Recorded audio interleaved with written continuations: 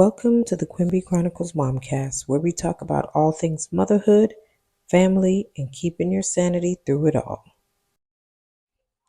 In today's conversation, we're discussing what it's like to parent children of different ages and stages. Ready to join the conversation? Come on in. Hey, y'all. Welcome back to another episode of the Quimby Chronicles Momcast. I'm your host, Traci. And as always, I'm here with my wonderful co-host, my daughter, Chante.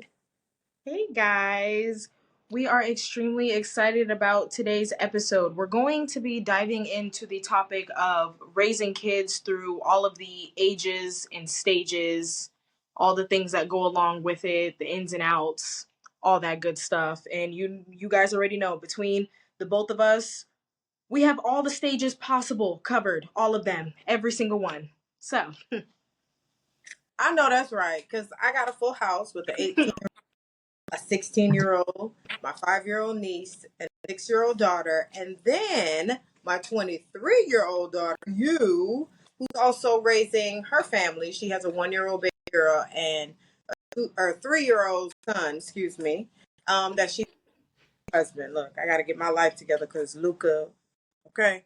I Okay, guys, so I'm gonna start first since I am the half of this dynamic duo that has the younger kids. We're gonna start with my 1 year old. My daughter, she turned one back in December, the beginning of December.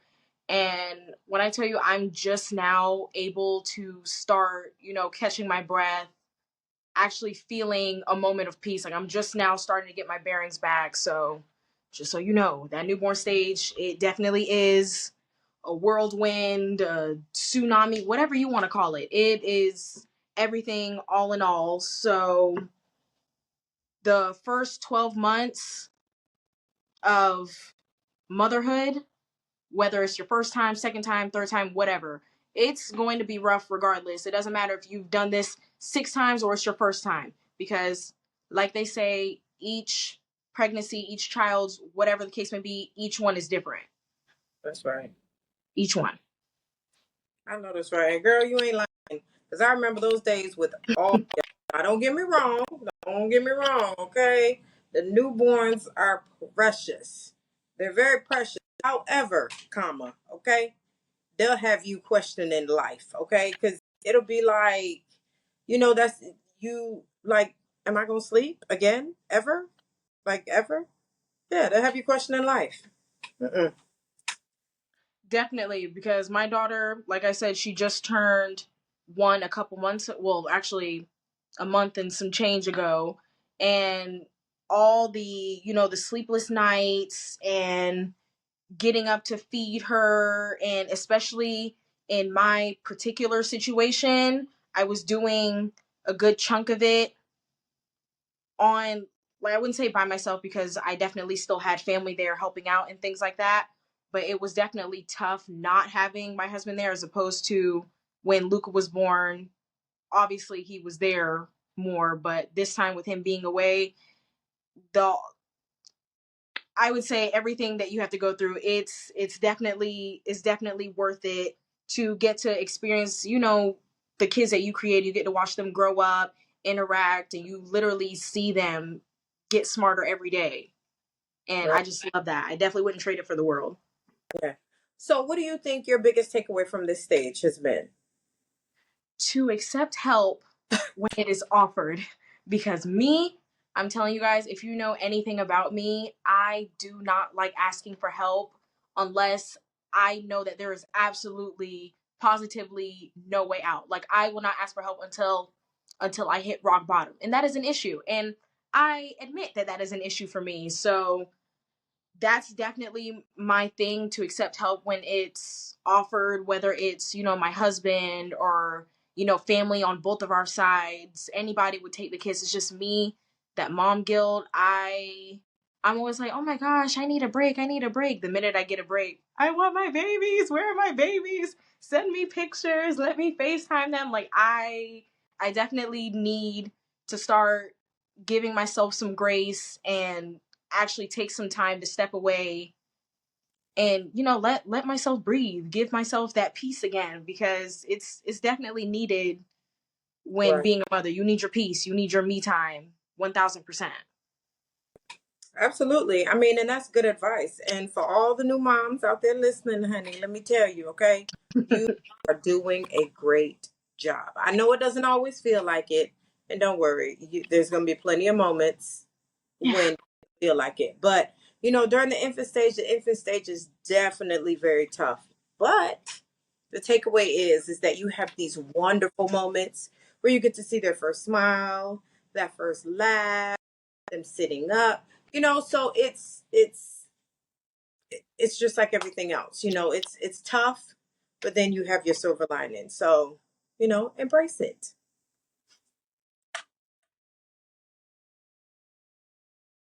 All right, so now that we've got the infant stage out of the way, let's move on to the toddler stage, okay? Because this is where things get really interesting.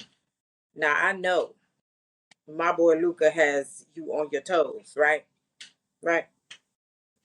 Absolutely, positively, all of the words, because he's definitely at the, because if you guys don't know, my son is obsessed with anything to do with Spider-Man. I kid you not, anything to do with Spider-Man. He's at this stage where he feels like he needs to jump off of everything. Every 2 seconds, mom, look, jumps. Mom, look, jumps.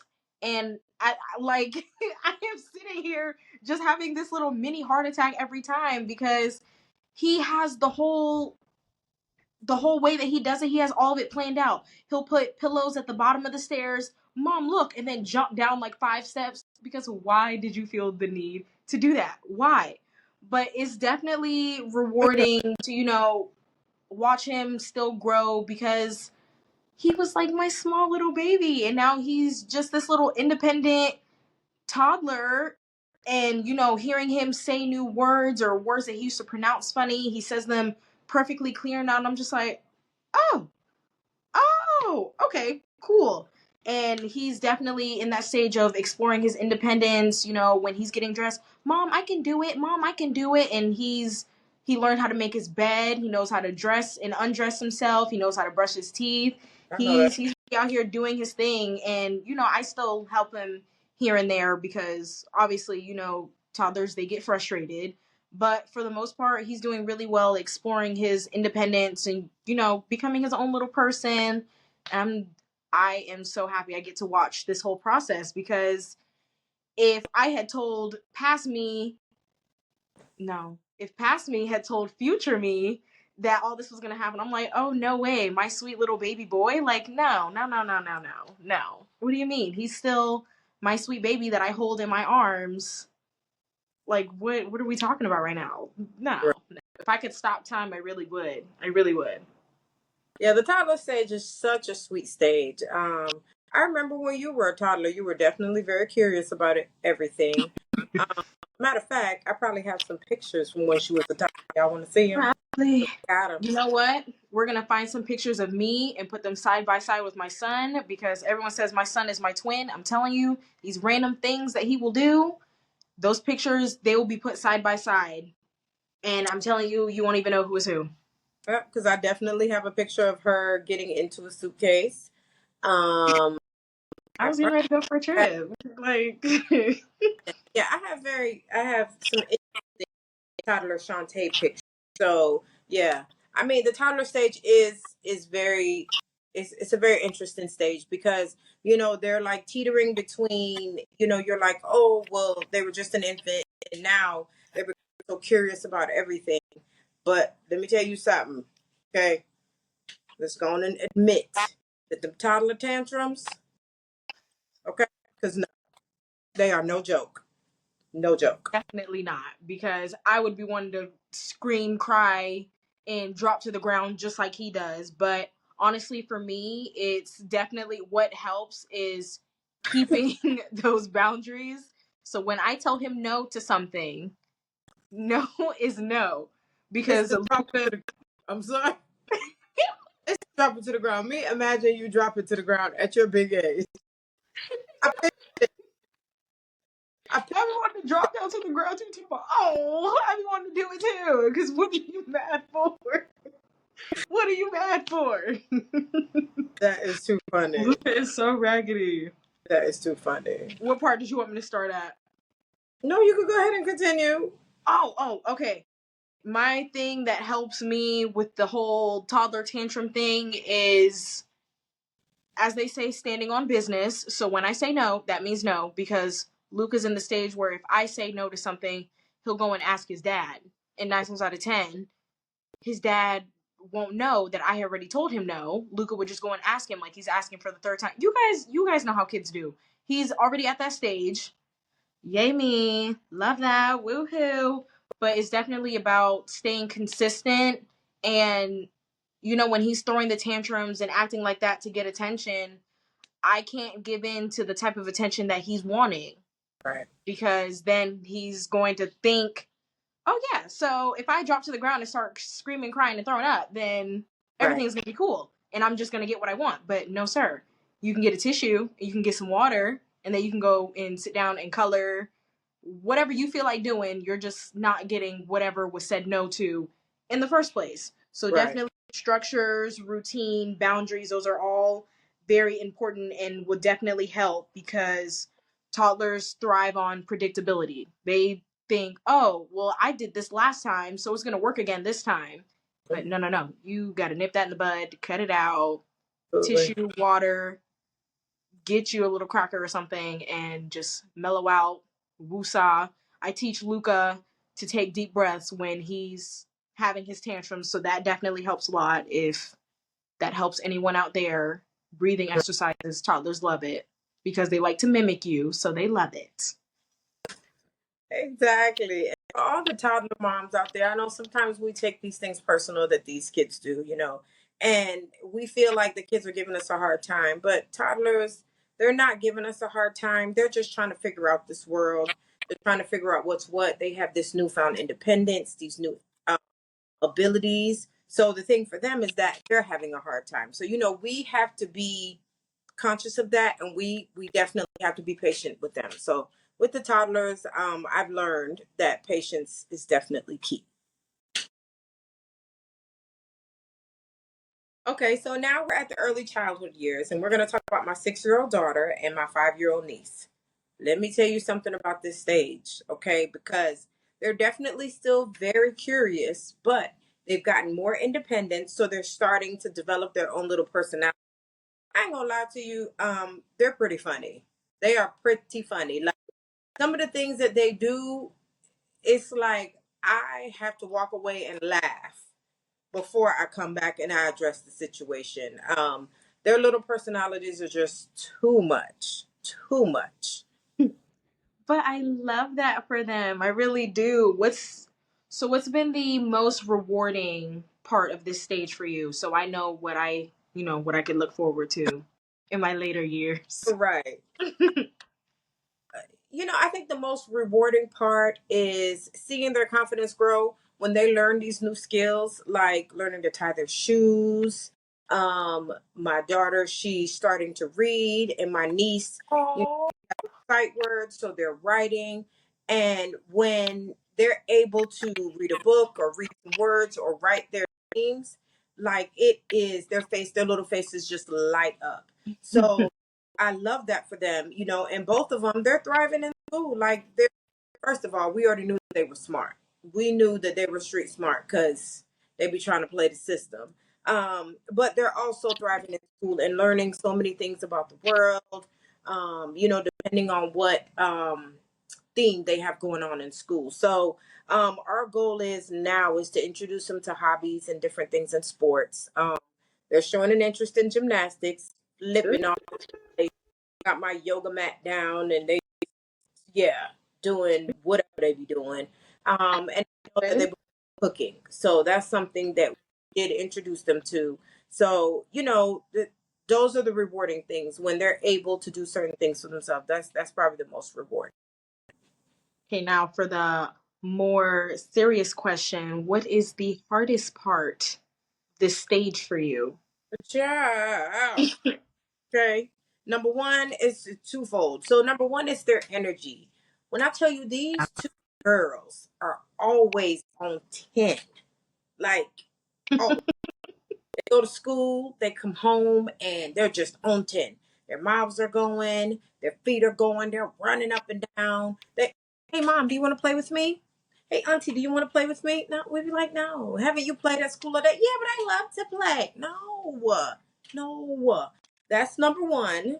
No, is they're in this stage where they're challenging everything. If I say, pick these toys up. Oh, but we were da da da da da. Mm-mm, mm-mm. So, it's tough, but at this point where they're at, we're just like, it's like, no. When I tell you to do something, you need to do it. I don't want to hear what we were going to do, what we just finished doing. Like, I don't care. I don't care.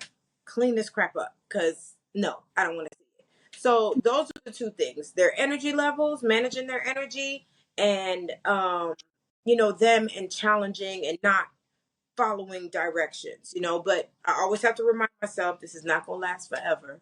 So, I definitely soak in the good moments and then those challenging times, like Chante said, deep breaths. Okay. Deep breaths. Woosah, say your Okay. woosahs, talk to You Tang, do whatever you need to do. what? So yeah, I mean, and it's just like any other stage of parenting, patience and just remembering, this isn't gonna last forever and cherishing those moments.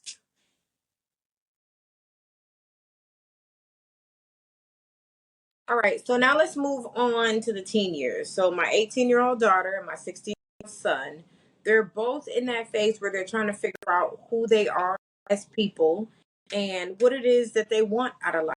So they're a lot more independent right now. So it's very challenging, but it's also a very to see, to remember where they started and then to see young woman and young man that they've become. Definitely very exciting. What would you say has been the biggest shift for you when it comes from going to, the younger kids to the teens? Letting go. Letting go is probably the most difficult thing I deal with as a parent. Because I've been where they are and I know what the obstacles are. And so often I want to jump in and I want to be like, oh, we'll do this and do that and do this. And I've learned, and I think it's more so my 18-year-old daughter that I learned this way. I learned that I'm gonna say what I'm gonna say. And that's it. I'm gonna give you this piece of advice. It's up to you whether you take it or not. So definitely letting go. And I think, with my 18-year-old daughter, the thing is her and punctuality. I had a conversation with her and I was like, because if you know my 18-year-old daughter, honey, she late to everything. She be late everywhere, all the time. So I'm like, I used to fuss about it and I'd be like, oh my God. Now I don't even say nothing. The other morning I was going to the gym, and I want to say I left the house at like 9 o'clock. So I walked out. She's still sitting out there in the parking lot. So what did I do? I waved at her. I got in my vehicle and I left. Now I'm not concerned. I already told you what I told you, and you make the decisions. And one thing that I've taught my kids from young is that decisions come with consequences. So the decisions you make are going to determine what the consequences are. So you want these positive consequences, or you want the not so positive consequences. So that's the thing, letting all of the children, especially at 16 and 18, letting them make those decisions and let those consequences hit them because that's the way you learn. So definitely letting them be independent and giving them room to grow. And how would you say that the communication has changed? The younger kids, they like to yap and they will tell you any and all of your business. How would you say the conversation is when it goes from younger kids to the teens? Well, it's definitely it varies depending on the child. But once they become teenagers, what communication? Because anything that I talk to, and these two are way worse about it than you were. With you, if I come and I say to you, hey, you know what's going on? I know you've been A, B, C, D, E. you'll take a deep breath and be like, well, but you'll tell me. These two? Yeah. And I will, my son is worse than my daughter. You know, my daughter, she may not tell me right then, or she'll be like, nothing, nothing. And then, but eventually she'll come and she'll just like lay in the bed with me. And then she'll just, out of the blue, just start talking about something. I'd be like, wait, what are we talking about? You know, but my son, not at all. Not at all. Like, it has to be something that he just cannot deal with on his own. It has to be something that's overwhelming. So by the time he comes to me, you know, it's like he's on his, it's like the last straw, you know. And I remember I asked him one day, I said, hey, you know, what's going on? You seem like, you know, something's bothering you. Oh, nothing. I was like, are you sure? He said, yeah. I said, well, if it was, would you tell me? He was like, oh, absolutely not. I was like, Y'all just hit the floor. yeah. He said, absolutely not. Absolutely not. Would you say So it's a boy thing, or like just a it just varies from teenager to teenager, or what do you think about that? think I think definitely it varies from teenager to teenager, but I think with him it might be a boy thing Okay. because you know, I've never been a teenage boy and I don't know what the struggles are for teenage boys. So, you know, with respect to that, I respect it. I definitely respect his privacy and you know, I will have conversations with him because we've had the STD conversation, we've had the condom conversation. Honey, his friend came over and we had to, I said something to his friend about condoms. He was like, oh my God, don't act like that. Don't act like that. Cause I know better. I know better. You know, so that's the thing. And I try to focus on remaining approachable and just letting them know that I'm there for them when they need me. You know, every now and again I will be like, hey, you know, what's been going on with you? We haven't talked in a while, like, you know, doing like a little temperature check. But for the most part, I just try to be approachable and remember that, you know, remind them that I'm there for them.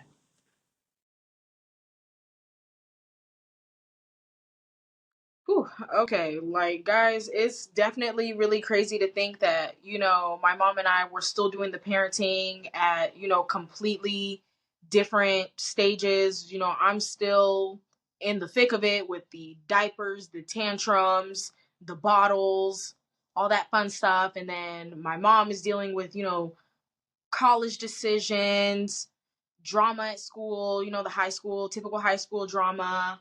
But what would you say what it's like for you to watch me now raising my own family? It's crazy. Okay. Crazy. Because to see my baby having babies and, you know, where you've turned this corner where now, like, you're killing it, you know, it makes me really proud. And it also reminds me You of how, should make me cry, y'all. don't do that. But it reminds me of how much I've learned over the years and how I'm still learning things. And every stage has its challenges, but it also definitely has its joys. And honestly, I love being able to share my experiences with you, help you when I can, and also to, I think my favorite thing to do is when you're going through something, I'd be like, yeah, girl, I've been there. Like, you know, but Yes. I'm definitely so proud of you. Thank Um, you. rock motherhood. I'm definitely proud of you. Thank you. And I definitely appreciate it because you definitely saved us a good couple of times. I definitely don't know how you did it with four because me and my two, oh, when I can't like there it's worse than crying and throwing up. Like there has to be a step up from crying and throwing up because that is where I was with my two and I'm just like I cannot imagine doing it with four on top of three out of the four being older. I definitely don't know how you did it, but I for sure applaud because we all came out great. We're all great kids. Yeah, So it's okay. It's okay. Full circle moment. It's all right. let me tell you, it was at a time. Okay, one day, one moment at a time. Because I ain't gonna lie to you. You know, there were some moments where I was just like, oh my God, like what did I sign up for? I was so confused and just you be razzle dazzle some days. But then when it comes to those milestone moments, you got kindergarten graduations, you got high school graduations, your kids start driving. It's just like, so it's it's definitely up and down, but one day at a time. That's it, one day at a time. So to all the moms out there, whether you're raising a newborn, you have a toddler, kindergartner, teenager, adult child, just know you are doing way better than you think. Us moms, we're so hard on ourselves, and we like to try to live up to these astronomical standards. And I don't know who said that we try to kill ourselves to live up to, but you're doing so much better than you think. And as long as you remember that even though each stage comes with its challenges, they also come with so much joy. So, take the time out to focus on that. Okay? You got this. That is absolutely right. And remember, no matter where you are in your motherhood journey, you just started it, you've been doing it for some years, it doesn't matter. You're not alone. Whatever you're going through, I guarantee you there's someone out there that's going through the same thing. You're never alone, and we are all just figuring this out together. So just lock in. Just lock in. That's it. Just lock in. Thanks for tuning into the Quimby Chronicles Momcast. Don't forget to subscribe, share this episode, and join us next time as we tackle more of the beautiful chaos that is motherhood.